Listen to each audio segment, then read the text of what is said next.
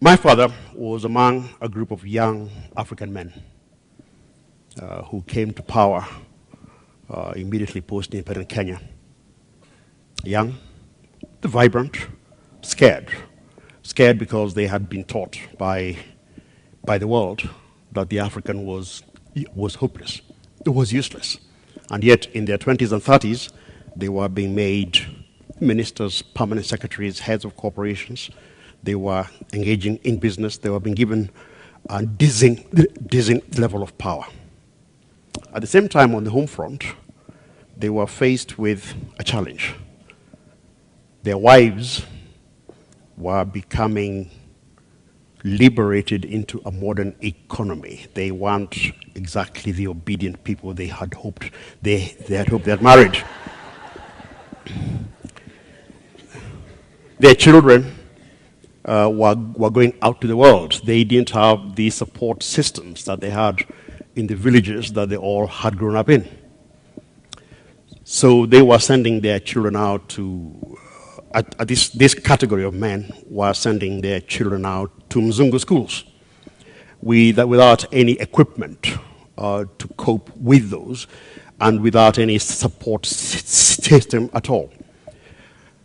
And so when you see so many of my contemporaries not having quite made what they should have made of themselves, you begin to understand that. So what did my father do? He did a very strange thing.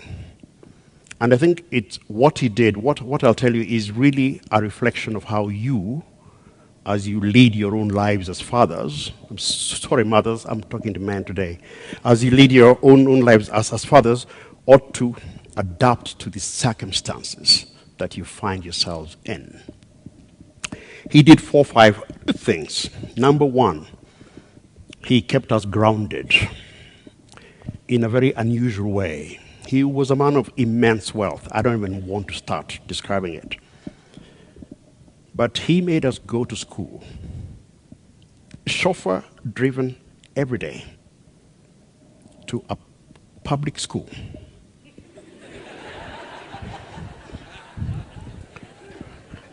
I went, and my brothers went, to a school none of you have ever heard of, called St. John's Primary School in Kaloleni, Eastlands. For 7 years, I was chauffeur-driven there to a school where they couldn't afford 20 bob school fees, where most people grew up in homes which measured 10 feet by 10 feet, homes, not rooms, families of 5 to 10. I've always wondered why he did that. And I remember when we finished, when I finished primary school, my instinct, every instinct told me to go to where my friends, because I was living a double life, you know, going to Kaloleni every day and going home to Karen.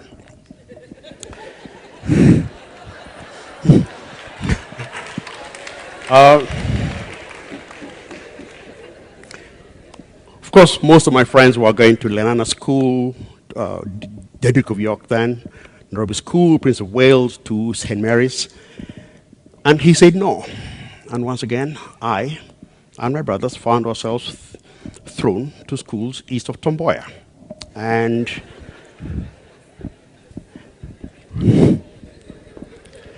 this is how do you ground children. And I ended up at the Duke of Gloucester, now known as Jamhuri High School. And my brothers went this way, that way. So he grounded us, and really I'm glad he did, because knowing me and my character, I would have been impossible if I had been taken any other way. So we come to the next stage of life, and he throws us, he just turns the whole thing completely around.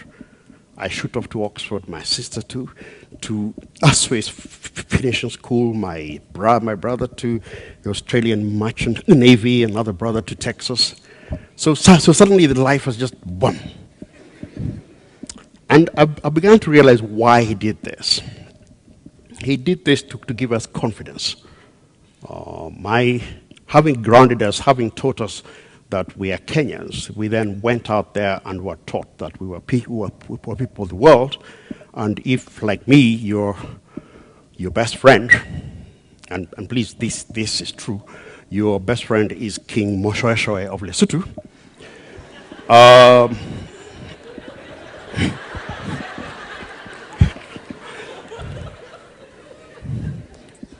and and the girl you're pining under is called, or pining after is called Abina Busia, whose father was Prime Minister of Ghana. You and various English title people, you learn how to live life globally, and I think that's why I feel at ease. I can fly in and out of the country and wherever. I don't feel that I don't belong anywhere. The third thing he did was to let us be. So we all pursued very different careers, and he never told us to do this, that, or the other. But there's a caveat in that, and it's a caveat which you fathers must be very careful about. Because he was very much like me in terms of his likes. He liked English politics, like this. So he would, if, either we went with him on holidays to England, or he would send me cuttings, and we would talk politics all the time. I know that my siblings did not feel the same attention and love, and I know that that has come to haunt us in later life. So fathers, don't, even if one is like you, don't ignore the others. Strangely enough, he never told us what he did in terms of every day, how he made his money. I knew he was a very important man. I would see him in pictures with President Kenyatta, the other President Kenyatta. But I never actually knew what he did, which was altogether good, because I never then had any expectations of inheriting anything. Because I had no clue how my school fees were paid, how I went to school. All of these things were there. Those who know me who knew me, and I know there are a couple here. Those who knew me in those days know that there's a word called Mr. Moneybags. Yeah, I was a Mr. Moneybags. So finally, is that he gave us an example of being a provider and a rock, very dependable. And to me, that is the biggest lesson that I've taken away, that it is my duty and responsibility, come what may, to take care of my family. Now, that picture I have painted does not paint a picture of a warm family, of holidays together, and quite frankly, I didn't know very many of my generation who had warm families, and so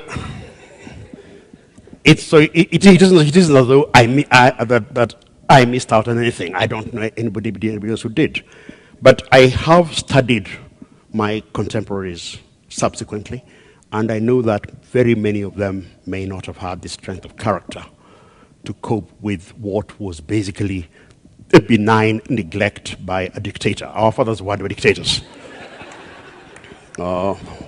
Domineering, rough, when you heard the car coming, all those things were.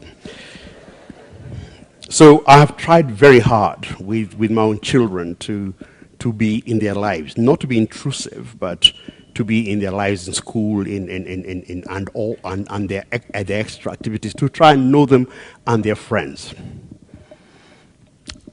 This is a hard part. Fathers and sons fight. Fathers grow weaker.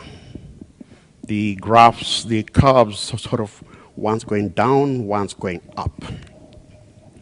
And more often than not, and not many people will tell you this, but it is true, therefore you fathers, please understand this. Just like a bull elephant is driven out by the younger ones, fathers fight with sons, and my fight with my father was horrendous. 15 years of battle, horrible. But even in that battle, I could sense, it's a very mixed thing that fathers have. Yes, I'm proud of what my son is achieving, but I'm now known as the father of so and so, rather than me being the father of so and so. And that's a transition that a lot of you young fathers with your children who are teenage and will go on to do well for themselves have to accept will happen. I already saw it with mine. I saw my son do a big article in the papers the other day, and I was getting calls congratulating me. I know it's a mixed feeling. Yeah, it's. He could have written better. He could have. You sort of. It's easy to try to put them down. We fought, and when we fought also because he lost his fortune. He lost his property in Kenya, in California, in London, whatever it was, and went straight back to where he'd come from. Bad decisions, which led that way. So even as we fought, I could sense in him that it wasn't that he hated me, but he had to lash out at something. So fathers, please, when your sons do well, take a deep breath and bite back all the criticisms camouflaged as points of improvement, and just praise them. We made peace a few years before he died, and it ended well. And what did those latter years teach me? They taught me that fathers are men. It's very. When I listened to Teshi, I was seeing my daughter when she was 12, completely adoring me, and I was saying, "Wow, wait till."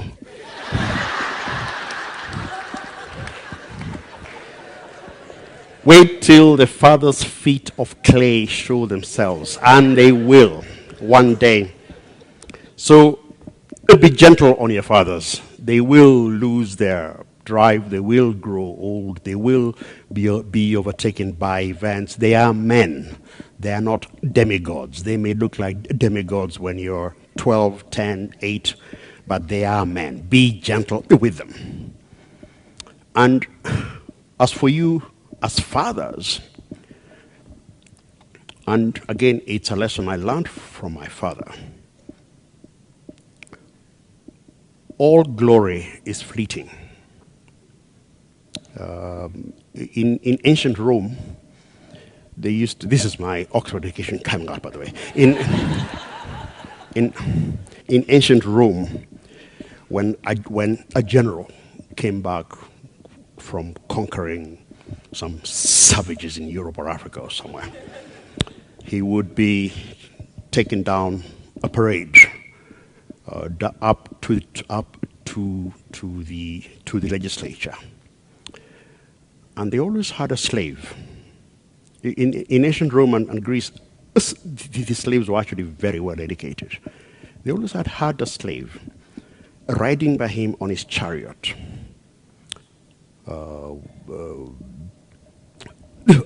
Fanning him and so on and so forth. But every so often, the slave would whisper to the conquering hero that all glory is fleeting. I saw my father going through that. And if there's one lesson I have taken away, and I hope you take away as fathers, as you become more eminent in whatever it is that you're doing, is that it'll go. And once it goes, you will probably, the only way you will be able to reconcile that glory going is by seeing your sons and daughters arising. I hope that I've given you some food for thought, something to chew over, something to think through, something hopefully to practice if not to ignore. Thank you very much.